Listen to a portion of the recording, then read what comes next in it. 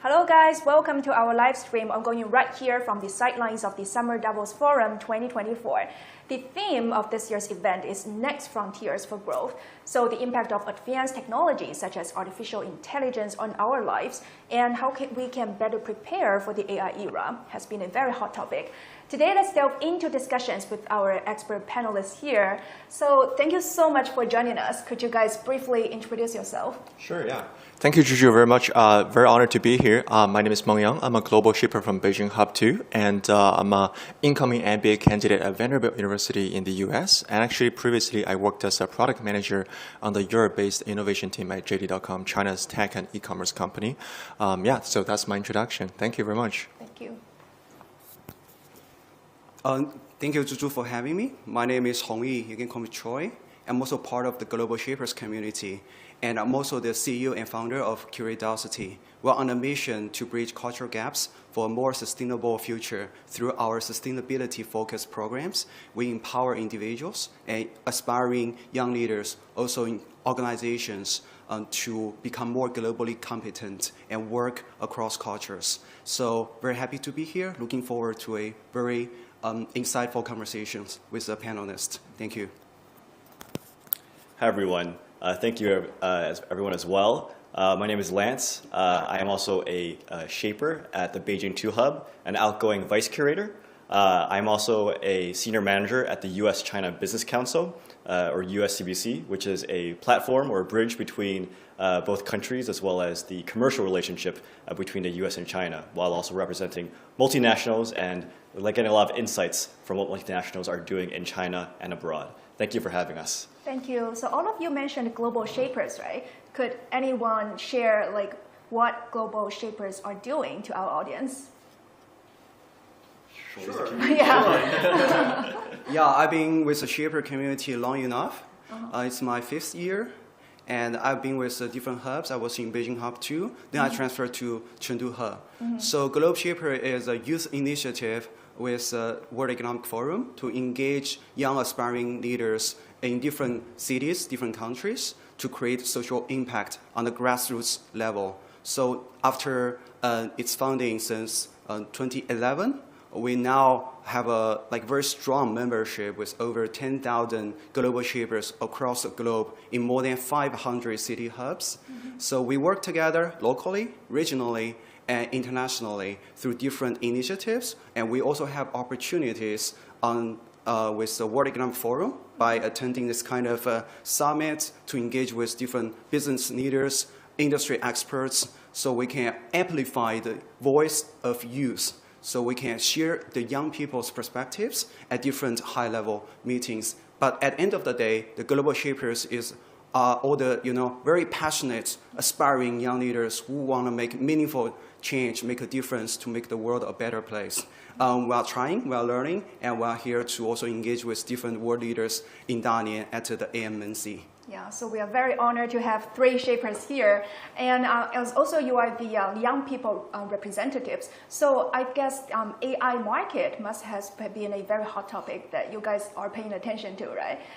So when we talked about AI-generated content, such as ChatGPT, for me, myself, I use it for editing almost every single day. So how is AI reshaping the way you guys work?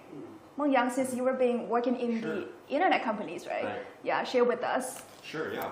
I love to talk about AI, so how I use AI in my work and how AI is implemented in e-commerce sector as well. So I, as a product manager in e-commerce in tech, I have to produce something called PRDs, which are it's called product requirement documents. So these documents serve as guiding information for our engineers to code, right? So those documents list all the small details, every single detail about what kind of product features are to be built and what is the rationale behind each feature and what is the potential impact, right? So I have to write a very lengthy document for our engineers each time to let them know what kind of features are there, right?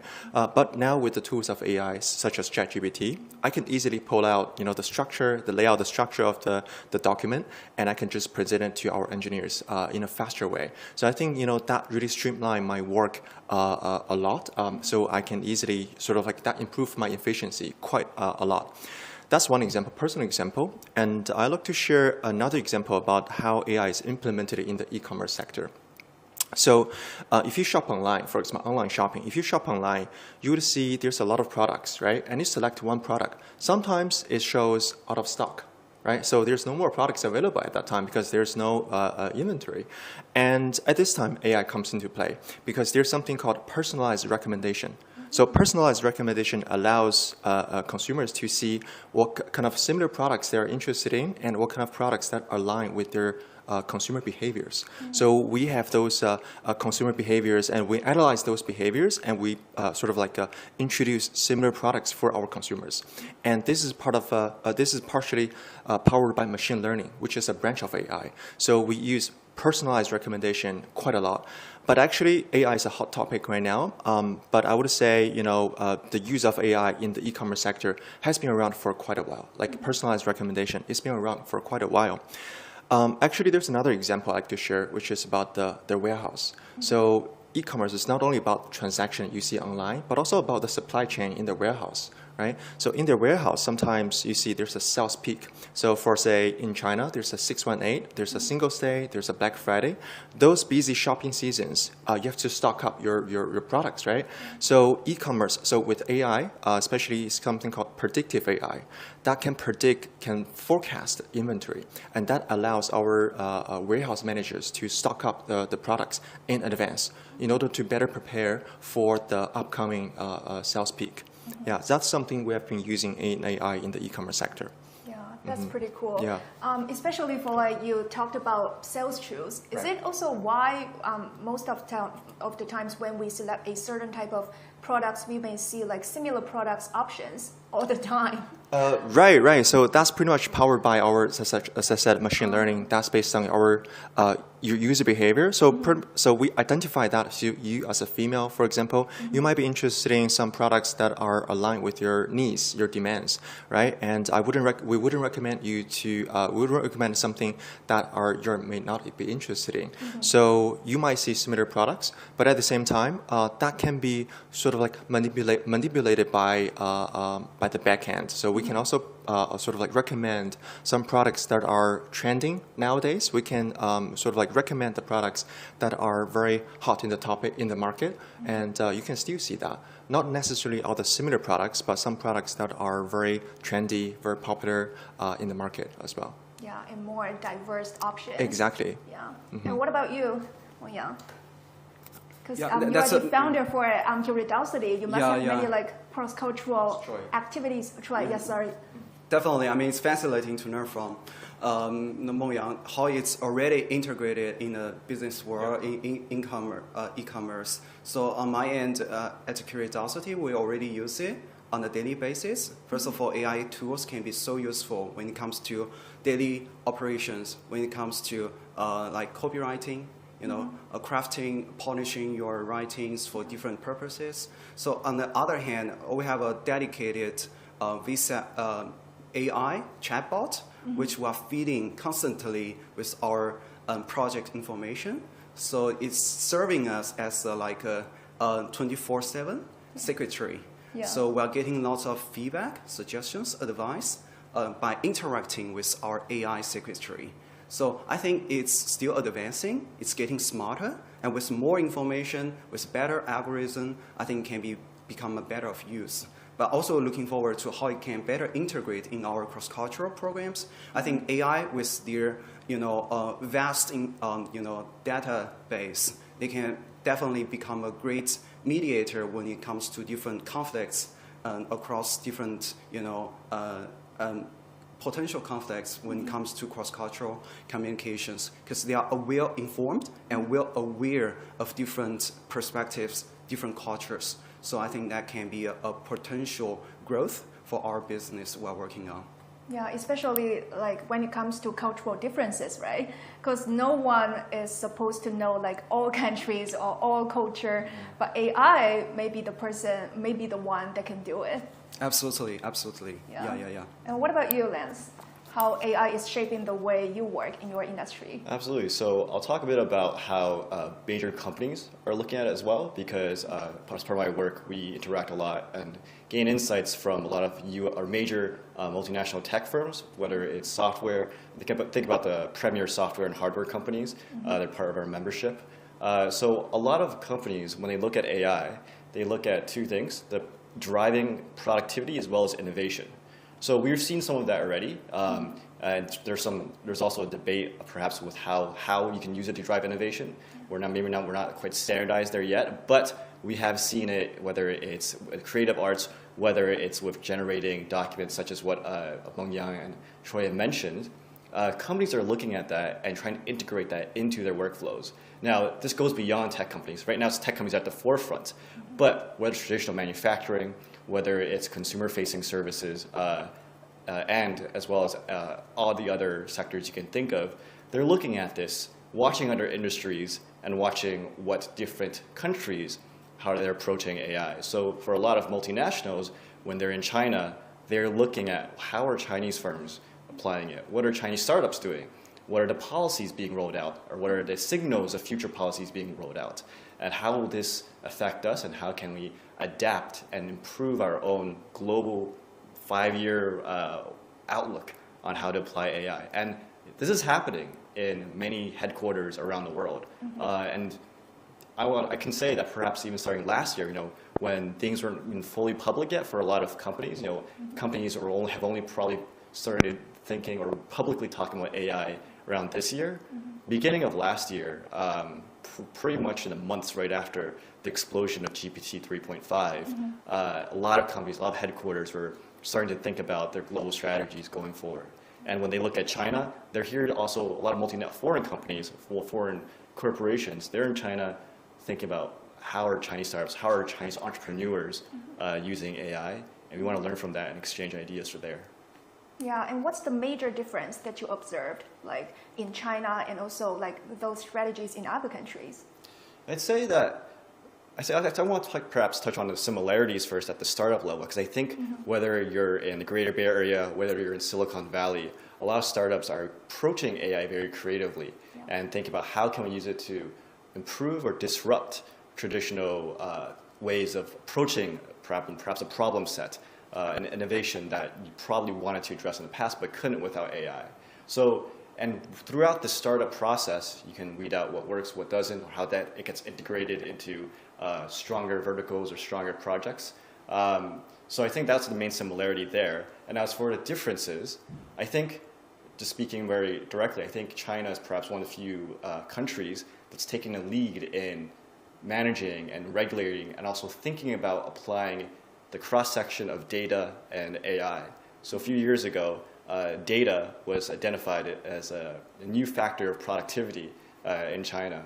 And that wasn't without reason, because very likely, there's a recognition at all levels here that AI is perhaps what will also drive China into sort of the new era, with new quality productive forces.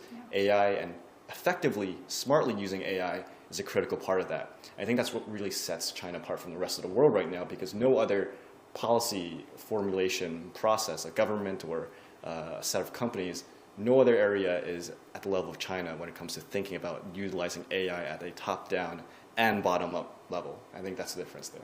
Yes, definitely. And you mentioned about the new quality productive forces, and the AI market is definitely one of the very hot topics areas in that new quality productive forces. And many meetings at this forum have discussed about how AI is changing our lives. Have any of you attended those forums, and what are some new insights? Share with us.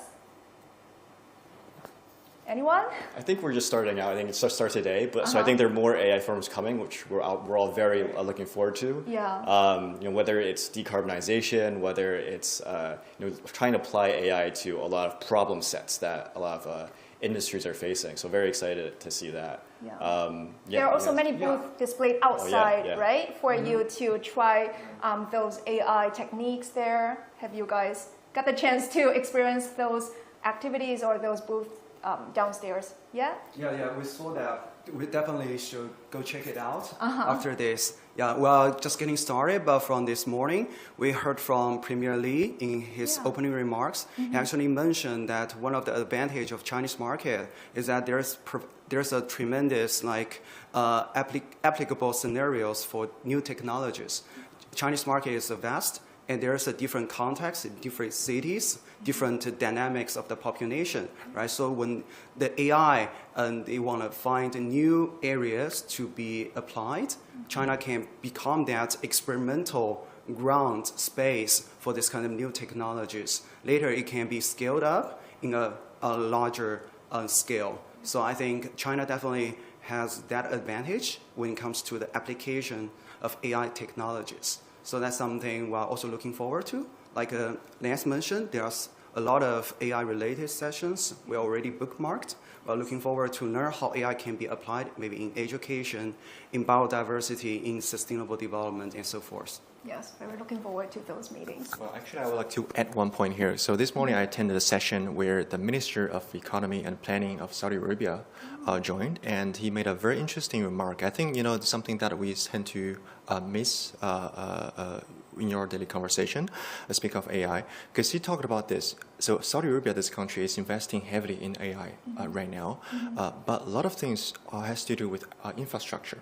Because AI infrastructure, for example, data, electricity, those kind of infrastructure is super, super important right now. And he said that, if there's a lack of infrastructure or lack of access to infrastructure, the gap of AI across the world is going to, be widened very much so. So he said that, we have to sort of like put in a lot of money to improve the infrastructure for AI to allow everybody to have access to AI in the future. Otherwise, in 5 years or in a decade, the gap of AI is going to be huge between different countries. Yes, true. Yeah, especially in China, like there's a huge gap between rural areas and urban areas. Yeah, and Exactly. maybe AI can minimize that gap in the future. Yeah, and also you mentioned about the e-commerce 24/7 the working systems, Yeah. right? And also like recently a very hot virtual e-commerce seller has been gone viral online. That's right. Yeah, and some customers may feel, oh, that's a very great thing, and some may feel being deceived because they can't tell the difference between the real people and the virtual e-commerce characters. How do you see such a phenomenon? Right. I think, first off, I think, customers don't need to feel deceived when it comes to, asking real people, real sellers, or we call them avatars, those virtual sellers. It's just because, I think for me, virtual sellers, they offer an opportunity for consumers to understand the product details. So, say if you want to buy a coffee, right? You don't know what's in the coffee, what's the content of this coffee, and at this time you might look at the product detail page, but maybe it's not clear. So if you want to go click, the avatar live streaming or recording, so you would see a clear picture of what's inside the product, right? So I think that provides an alternative for the e-commerce sector to really showcase what's going on in the product for consumers. And another thing is but for businesses. It's just because, now I think it really depends on whether businesses want to use avatars or want to use real people sellers. It's just because, real people sellers cannot operate 24/7, but avatars can because they're powered by AI machine learning. So they can operate 24/7 without stop, but real people cannot. And which is, irresponsible nor ethical to do that. So I think, it really comes down to the businesses themselves to decide when it's a good time to use avatars and real humans. I like to share one fact, for example, at JD.com, right? So the sales peak per day, every day we have 24 hours, but the sales peak every day is after 8 p.m. So it really comes down to, the businesses say after 8 p.m. We might use more real people sellers. Here there's more traffic, there's more consumers coming in. But before 8 p.m., maybe we just use avatars to showcase all the consumers, what's inside the product. So I think that they're partners to each other, avatars and real people sellers. So I think, again, consumers don't have to feel deceived when it comes to this. I think that they just provide an alternative for the consumers to better know about the product. And what about you guys? Have you tried out those virtual e-commerce characters, and have you buy anything online, after watching those virtual characters selling products? I haven't bought anything, but I'm very enticed to.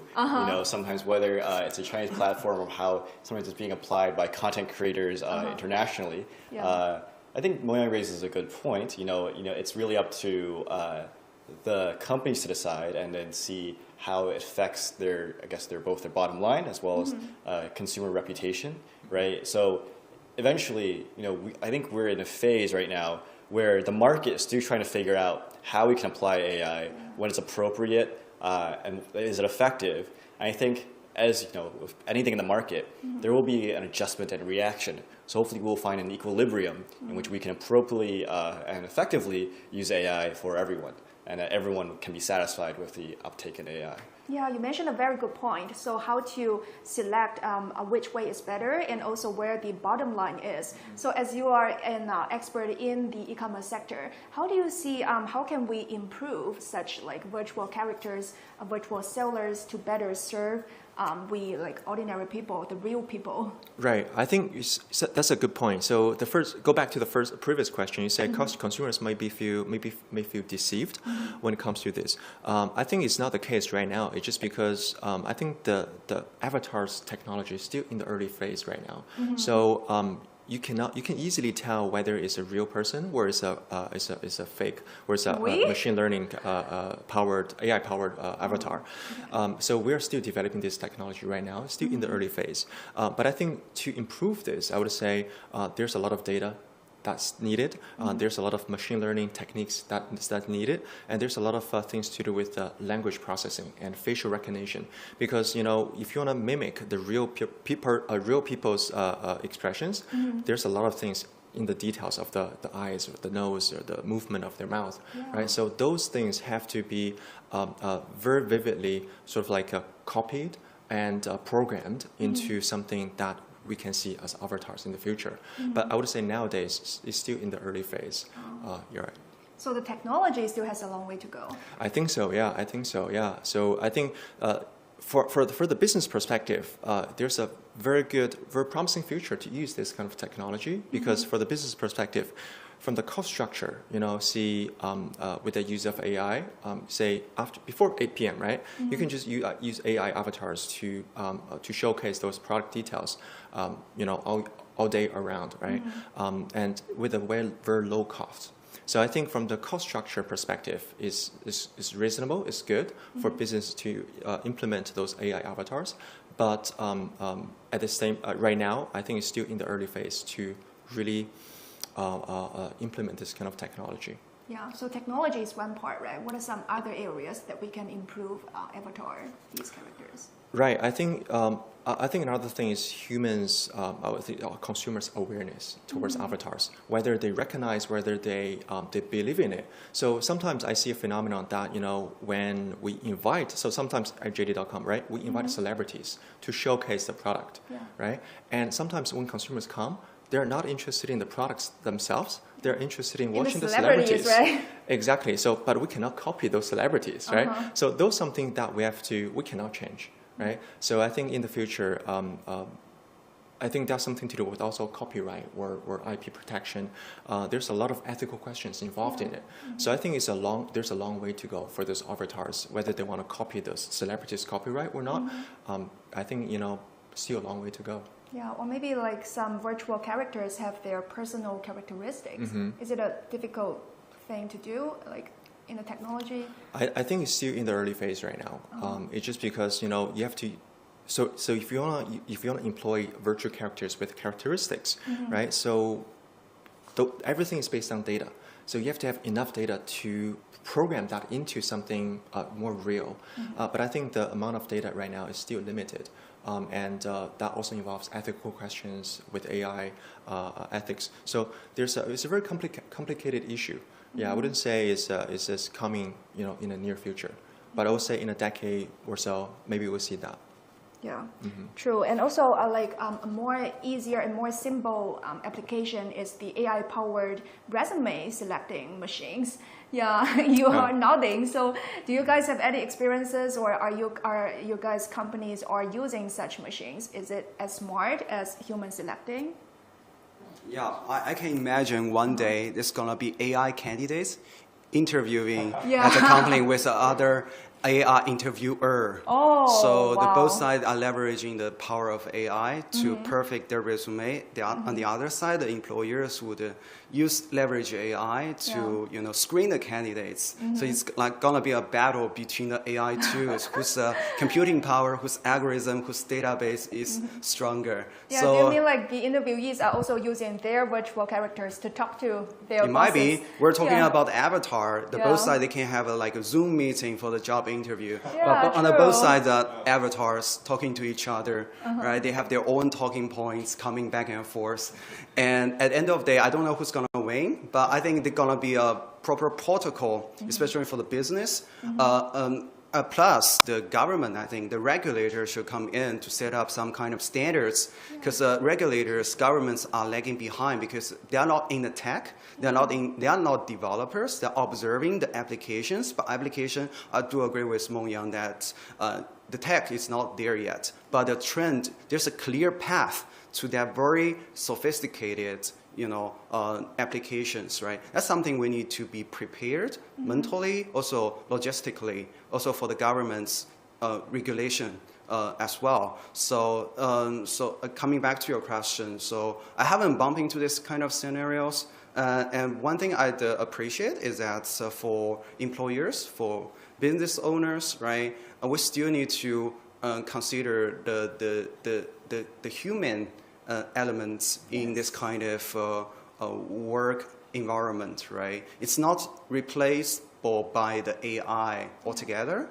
And how we as human beings can outcompete AI, it comes down to our humanity, the way we interact, the emotions. As of now, I'm not so sure, and that's something that AI can never replace. The meaningful connections, a smile, right? Some expression of love. So this kind of things that can really play a significant part when it comes to the business in the future when AI is prevalent. Yeah. Yes, can't agree with you more. Yeah, great points. And yeah, as Troy mentioned, who knows what it'll look like in the far future. But based on what I've seen, resumes I've received, text, articles, essays that I've seen, I think in the medium term, I think that also based on your last points on being human, one of the best ways to approach AI going forward, whether it's your resume, your essay, your article, first use it for the output, and then treat the output like you're a teacher grading a student. Like what is this lacking? What can it improve? And when you take AI created output, which is usually has strong foundations and fundamentals, but there are just a few odd details, things that perhaps are not quite right, then use your creativity and critical thinking to that output, that ends up in a really well-constructed piece of work that also still has your personal touch.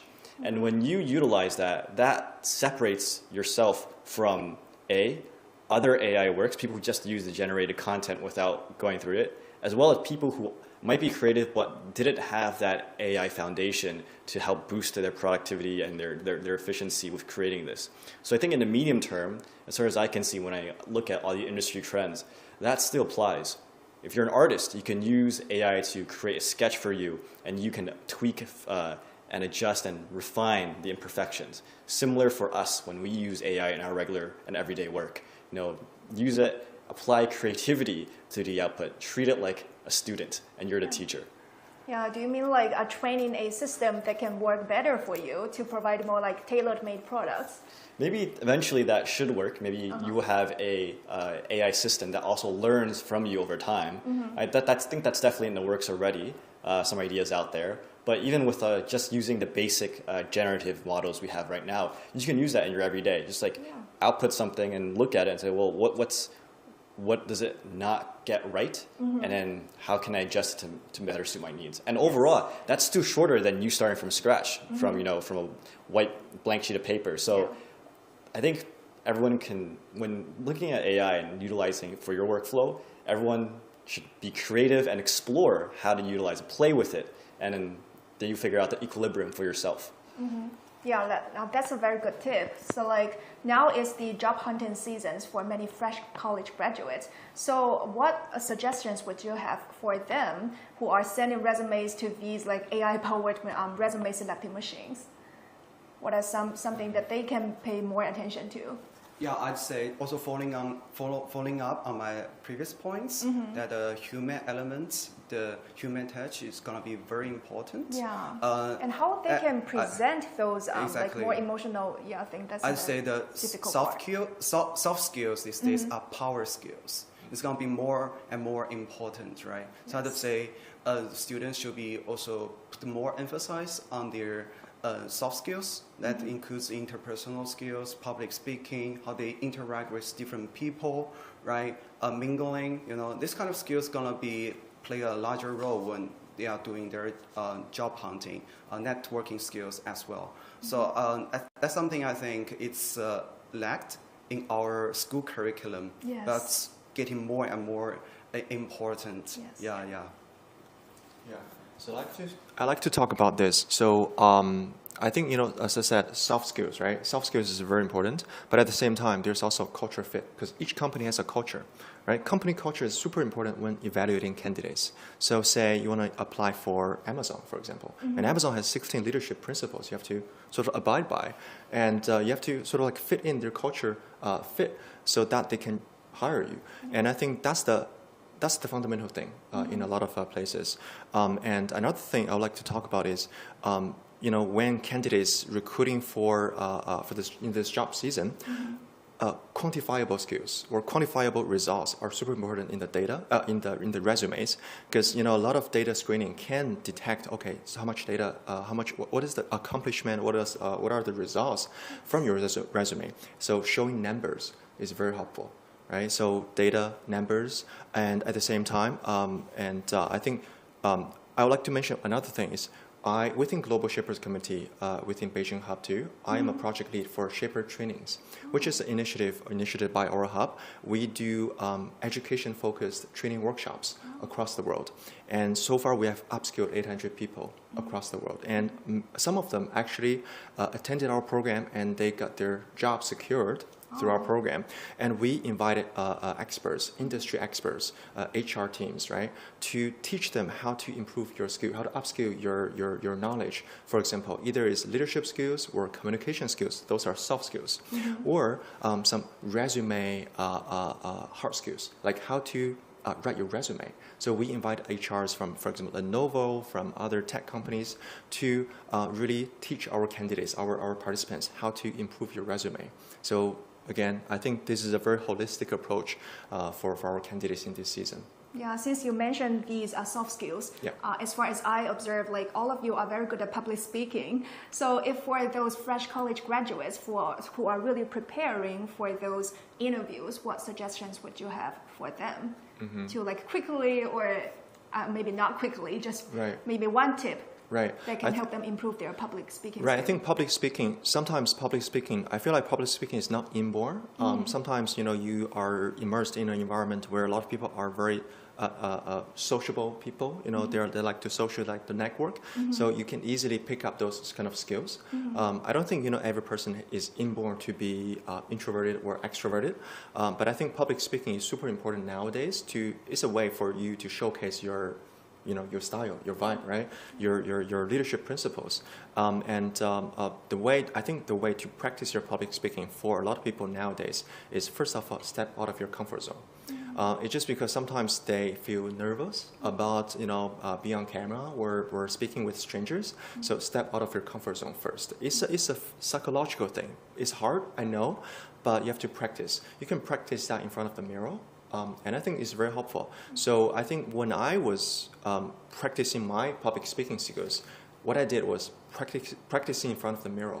I spoke to myself, right? And I see how my facial expressions moved. I see how my eyes, how my eyebrows, how my face moved, right? So little by little, I feel like I can pick up small details, how I got improved through this process. So that's one thing, step out of your comfort zone. Second thing I would say is talk with people, make friends. Sometimes, nowadays I feel like in Beijing, Shanghai, those big cities, our friend circle is kind of small. It's a big city, it is, but our friend circle is very small. We usually hang out with a certain group of people. But I think it's very important to make new friends, make new connections, to get inspired by new ideas. And by that way, you can sort of absorb different perspectives, and you have something to talk about. Because a lot of things, when they're shy, it's not when they're introverted, it's when they have nothing to talk about, right? So you have to have input first, then you can have output. So I think, making friends, making new connections, absorb new stuff, right? And that allows you to have something in your mind to talk about. And then you're able to speak. Yeah, these are very good tips. What about you, Troy? Absolutely. I do agree with Meng Yang that public speaking is a learned skill which you can practice and improve, especially when you have a diverse experiences, meeting different people from different backgrounds. You have different expertise, insights, and perspectives. From that, you have more ways to craft your story. And storytelling is powerful. So instead of talking about the big concepts, lofty goals, you can tell the real story, real human being. Again, coming back to the human element, human touch, that's something is more relatable, right? It's not just hard data. Data can be useful, of course, but we want to bring people together. We need real stories. We need more experience so we can share those real stories, maybe from your own experience or the experience you observe from others. So this kind of experience, this kind of storytelling, when it comes to your public speaking, it is impactful, right? Adding on that, I'd say also know your audience, know who you are talking with. Mo Yang mentioned the company culture when you're going to a job interview. So you learn about their experiences, their background, their cultural, their preferences. So you can kind of tailor your content, your public speaking to that particular audience. So I think that works. So it takes a lot of learnings and it takes a lot of preparations to craft your perfect public speech. Yeah. And also just like what Mo Yang said, the culture of the company or the culture of the employer, maybe learn about that and then to tell related stories, right? Yeah, and then yeah, practice in front of a mirror. Yeah. So we share stories that is relatable to your audience so they can resonate with what you are talking about. Yeah. These two gentlemen have talked really good about the fundamentals. I think one complementary point is when the actual practice of speaking, when you're afraid or you might be nervous, focus in on your message and speak it with conviction. So, and don't worry about grammar, about vocabulary, no matter what language you're in, as long as you believe in what you're saying and people can tell that you have passion, that the energy is what's important. People are not here to test you on your language speaking skills. They want to hear about your communication of ideas. And what comes off better than perfect language is the vibes, the energy. So when you're doing public speaking and you feel that nervousness, don't just swallow it, but turn that nervousness into focus, and you really want to zero in on your message. So when you're in front of interviewers and you talk about yourself, don't practice obviously, but also look at your own resume, your background, and believe in yourself. Believe in your experiences and your messages, and that when you speak to an interview, when you communicate that, it becomes very clear to them that this isn't just rehearsed, but you really believe in yourself and your skills, and that really makes an impression on people who are interviewing you. Yes, true. And all these soft skills are very important. Just like recently a remark from Mo Wanzhou, the CFO of Huawei, also went viral online. So what she said is that learning knowledge has become less important because everyone can have access to it anytime, anywhere, but the ability to think critically and to ask questions will be particularly important. Well, how do you guys see this? Like, what kinds of talents do the market really need in the AI-powered era? I'll take that first. Yeah. So I totally agree with this point. I think first of all, using AI is a double-edged sword, because AI can now generate a lot of unreal data, fake data, right? So it's up to the candidate, up to you to decide, to think whether this is real or not, right? So you have to have thinking. You have to think critically to understand whether the source of information, the origin of the information is reliable or not. So you cannot just purely rely on data or rely on AI, because AI now, as I said, is still in the early phase right now. You have to really think critically to understand the rationale or the origin of the data. So when candidates look for a job right now, they can easily sort of say a cover letter, right? A cover letter might comprise with their accomplishments, with some industry insights. But some industry insights can be misleading if you use it from AI. So you have to judge it. You have to think critically whether this is real or not. Again, so I think, I totally agree with this point. And I think AI is now, knowledge right now is becoming very accessible, but to determine the authenticity of the knowledge, it is super important. Yes, true. Yeah, totally. I think AI is a treasure trove, right? It's just a lot of things, but it's at the end of the day, it comes down to you, how you're gonna maneuver this kind of big information, because you're not able to consume everything. So you need to know how to ask the right questions, how to write your prompt, right? So you can get the most out of it. So coming back to how we leverage AI with our business, we have this AI assistant, AI secretary. So we're feeding our personal information. So make it, the AI tool become more personalized. So the AI can also better understand you. It can be more customizable. So that way we can, utilize AI in your own situation, your context. So I'd say AI can be hallucinating, right? Making wrong judgments. So it's your choice to be responsible for the outcome and results. So you should educate the AI to maneuver different information and be a teacher to ask the right questions to make it more useful in your day-to-day life. Yeah, it's a bit like breeding your own AI child. Right? Yeah. True. That's a great point, and I think the most interesting thing about this that Ms. Meng raises is that just as we are training AI and these models, in a way, AI is also training us. Yes. Like the use of AI and raising a standard that everyone has access to, the more we use it, the more that we ourselves have to apply critical thinking, creativity to set ourselves apart from all the other people using AI. So it's almost like a positive feedback loop in this respect, that the more we use AI, the more we need to figure out how we can set ourselves apart and make ourselves better. So I think going back to what I said before, this is you create something and you ask, how can we make this better? How can I make this better and make it more human as well? I think that the more we have that approach, realize just how powerful AI is, not just as a crutch, but also as a way to improve ourselves. Yeah, that's a very good point. Just like you mentioned, AI is also, on the other hand, kind of like training with human beings too. So to avoid being replaced by those AI technologies, what we young people can do from now? How do you guys see? Moya? Yeah, I think, there's a trend right now. People say, okay, I might be replaced by AI. There's a lot of job functions that might be replaced by AI. I'm not sure whether this is likely or not, but I do think that this is a hot topic, right? And I think for young people nowadays too, especially in this competitive job market, be open. Open-minded is very, very important. Stay open, stay abreast of this trending technology development waves, because there's technologies developing so fast right now. And I think it's very important to keep an open mind towards new technological development and keep learning new skills, embrace new skills, and absorb that into something that you can master of in the future.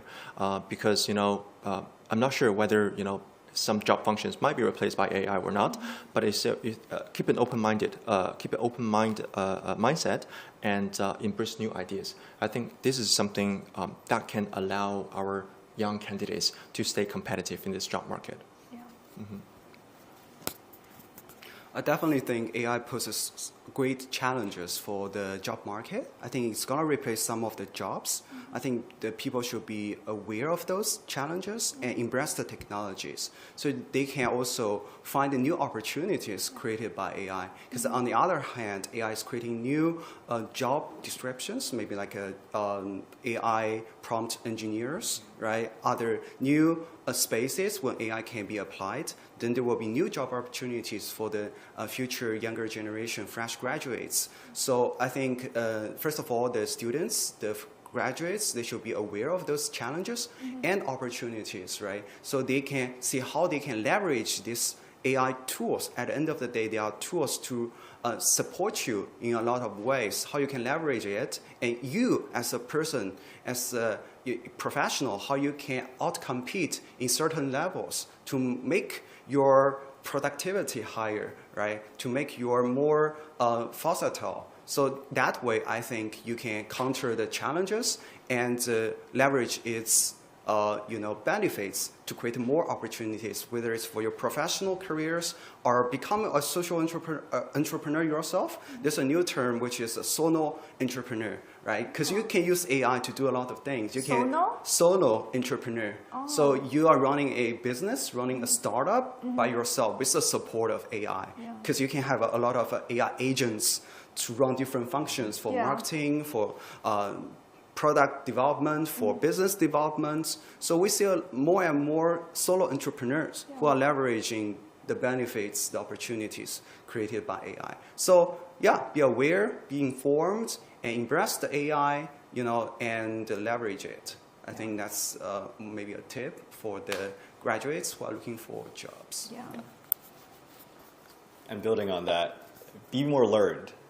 Learn more not just about your own field, but be multidisciplinary, about different fields, different subjects, and think about the use of technology, the growing trends of technologies in the next 10 years, next 15 years. Be aware of them, just as these two have said, but also understand both the potential and the limitations. Because the potential limitations of such, once you understand sort of the range of where technology is expected to be in the coming years, you can also understand that maybe where is a place where I can insert myself, my skills, where that still requires strong human presence. So when I say be multidisciplinary, when you look at different subjects, maybe one field is more developed than the other when it comes to applying technologies. And you could be more familiar, be more versatile, and find the intersection between different subjects as well as where this still requires a human touch in the coming years. That's where it's your time to shine. And if you understand multiple subjects, that also allows you to be more flexible and more flexible and more agile when it comes to your future development. Yeah, and speaking of this, what kinds of roles do you see human beings will still continue to excel in, even if those AI technologies are developing very rapidly? I'd say what AI cannot replace is a genuine human connections. Because AI is by its own, I think, but human beings, we are social animal. We're building meaningful connections. We're building more friendships. And that's how we create our human stories. And I think that is experiences AI is not able to have. So I think we should appreciate this kind of human experiences more, right? Appreciate this kind of interactions more. So I think that's something we can excel in an age of AI, as it's still advancing very, very fast. So coming back to my previous point, soft skills are power skills. I think we should all lay more emphasis on that and building more meaningful human experiences and creating our human stories. Yes, true. Because these human and also emotional things cannot be replaced by AI. But on the other hand, being creativity, those AI machines are also helping many people to do those art pieces and also music composition. So how do you guys see such a phenomenon? Is it really a good thing to help people to do those creative works? And also many people are concerned about those copyright issues. How do you guys see this? Take this. Right, so when it comes to the arts and creativity, our concept of arts and creativity is still based on sort of the market demand for such, right? Artists and it's a living for them, so that's why it's rightfully concerned about AI replacing, or perhaps not the same artistic touch on something, but perhaps a company uses it over an actual artist because it's cheaper. That's a genuine concern, but. And in the medium term, it's unknown what that will be like. But hopefully, in the long term, when we think about creativity in the arts, we value the actual process of going through it. There are AIs who can write a short novel right now, but when you read it, is it the same? because even if it gets word by word as really brilliant, writing or story, like rhetoric, the issue is that when we read something from a great novelist, we can glimpse into that person's mind. And also, when we start writing something or drawing something, the process of drawing, the process of creativity is what's more important. It's the journey, not the destination, right? So I think hopefully in the long term, we can sort of re-gravitate towards that aspect of creativity. That's the process of creation that's more valuable. Now, how do we fit that into our sort of market-based, world? I think there will be a adjustment period, but as long as we appreciate this right now, we can have this frame, this mindset going forward, which hopefully won't reassure people now, but hopefully down the line it can. Yeah, true. And maybe like they can do some works for preparation to help us to be more creative, but not like doing all the things for us, for we human beings, and then we are becoming less and less creative. Yeah. And I just want to quickly adding on that because very recently I was in Madrid. I brought a piece of art with me coming back. The reason why was I was bumping into this street artist in a park in Madrid, Spain, and he was telling me his story being an artist over decades.